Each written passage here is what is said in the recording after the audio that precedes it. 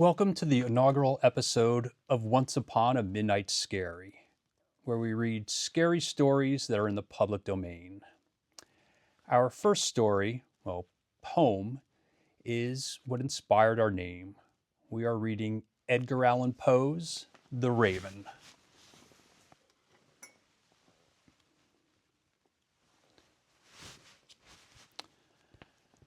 Once upon a midnight dreary, while I pondered, weak and weary, over many a quaint and curious volume of forgotten lore, while I nodded, nearly napping, suddenly there came a tapping, as of someone gently rapping at my chamber door.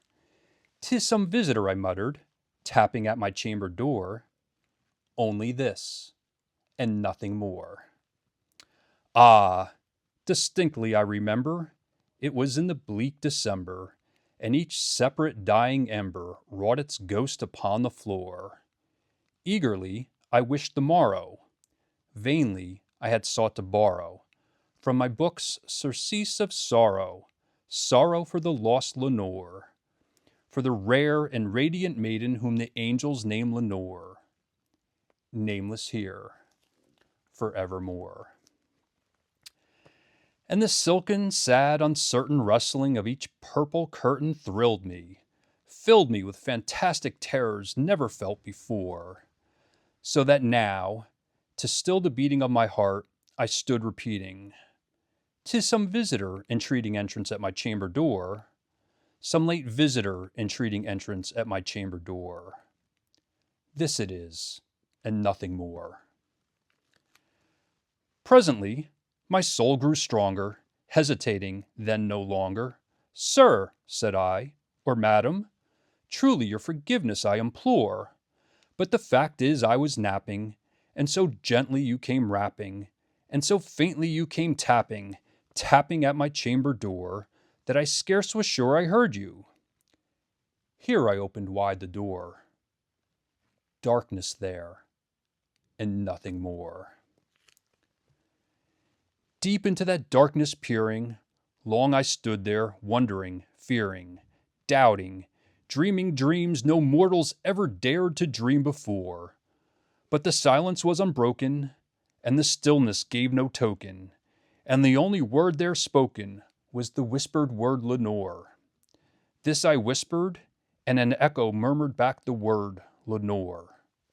Merely this, and nothing more. Back into the chamber turning, all my soul within me burning. Soon again I heard a tapping, somewhat louder than before. "Surely," said I, "surely that is something at my window lattice. Let me see then what thereat is, and this mystery explore. Let my heart be still a moment, and this mystery explore. 'Tis the wind, and nothing more." Open here I flung the shutter, when with many a flirt and flutter in there stepped a stately raven of the saintly days of yore. Not the least obeisance made he, not a minute stopped or stayed he, but with mien of lord or lady perched above my chamber door, perched upon a bust of Pallas, just above my chamber door. Perched and sat, and nothing more. Then this ebony bird, beguiling my sad fancy into smiling, by the grave and stern decorum of the countenance it wore. "Though thy crest be shorn and shaven, thou," I said, "art sure no craven, ghastly grim and ancient raven wandering from the nightly shore. Tell me what thy lordly name is on the night's Plutonian shore." Quoth the raven, "Nevermore." Much I marveled this ungainly fowl to hear discourse so plainly, though its answer little meaning, little relevancy bore. For we cannot help agreeing that no living human being ever yet was blessed with seeing bird above his chamber door, bird or beast upon the sculptured bust above his chamber door, with such name as Nevermore. But the raven, sitting lonely on the placid bust, spoke only that one word, as if his soul in that one word he did outpour. Nothing further than he uttered, not a feather then he fluttered, till I scarcely more than muttered, "Other friends have flown before.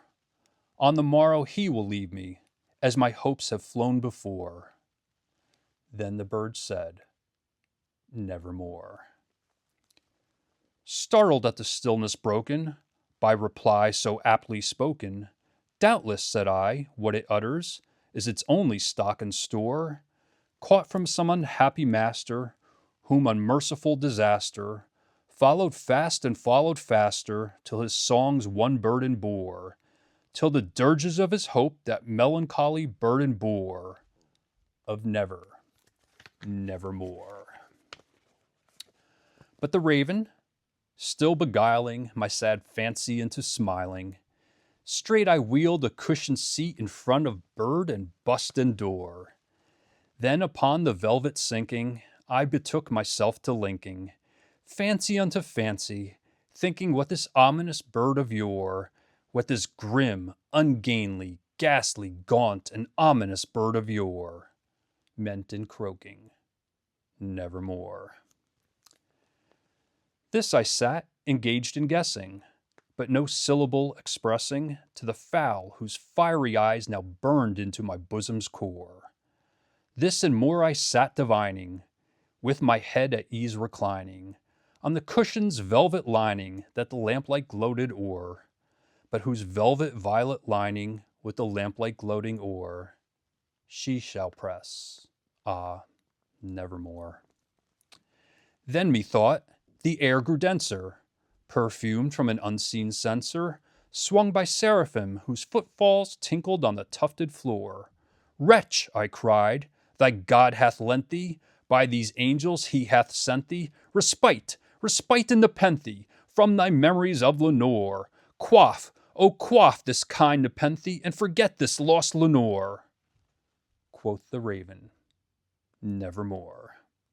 "Prophet," said I, "thing of evil, prophet still, if bird or devil, whether tempter sent, or whether tempest tossed thee here ashore, desolate, yet all undaunted, on this desert land enchanted, on this home by horror haunted, tell me, truly, I implore, is there balm in Gilead? Tell me, I implore." Quoth the raven, "Nevermore."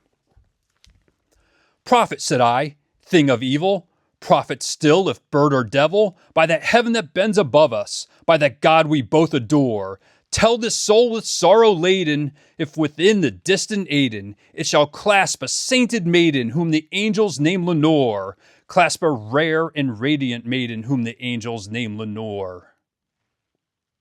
Quoth the raven, "Nevermore." "Be that word or sign in parting, bird or fiend," I shrieked upstarting, "get thee back into the tempest and the night's Plutonian shore. Leave no black plume as a token of that lie thy soul hath spoken. Leave my loneliness unbroken. Quit the bust above my door. Take thy beak from out my heart, and take thy form from off my door." Quoth the raven, "Nevermore." And the raven, never flitting, still is sitting,